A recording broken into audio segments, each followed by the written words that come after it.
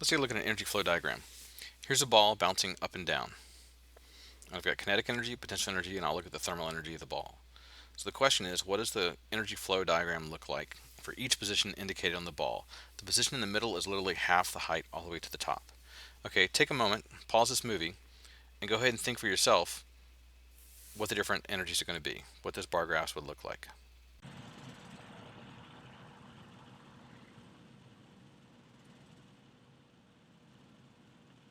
So hopefully you paused the video and now you're ready to take a look at it. First off, the ball keeps bouncing to the same starting height, so therefore there's no loss in energy, no loss in thermal energy, or to thermal energy. So no loss in thermal energy. I'll just make those all 0 now, just get it out of the way. And I labeled the position so I can talk about them 1, 2, 3, and 4. Alright, so now let's take a look at it.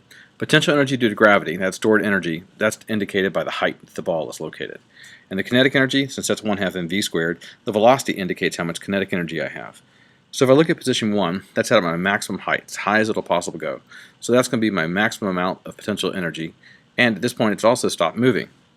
So all I'm going to do is have a bar at potential energy, but no bar for the kinetic energy because it's not moving. Now let's look at position number 2. That's half the height. Since it's half the height, that means potential energy due to gravity will have half the bar length, and the other half will go into kinetic energy. So I'll have 2 bars of equal height that add up to the bar at the top. Alright, let's keep going down. I'm going to go down to the very bottom and look at the lowest point. And the lowest point will have the lowest height. But at the lowest height, if I look at the ball, it's moving the fastest at the lowest height. So therefore, because it's the lowest height, I'm not going to have any potential energy. But because it's moving the fastest of all these 4 positions, it's going to have the most amount of kinetic energy. So the length of this vertical bar is the same as the potential energy at the very top. And it's the same because I'm not losing any energy anywhere else. What about position 3? Well, position 3, I know the potential energy is somewhere between half and 0. And at position 3, I know the kinetic energy is somewhere between half and a full.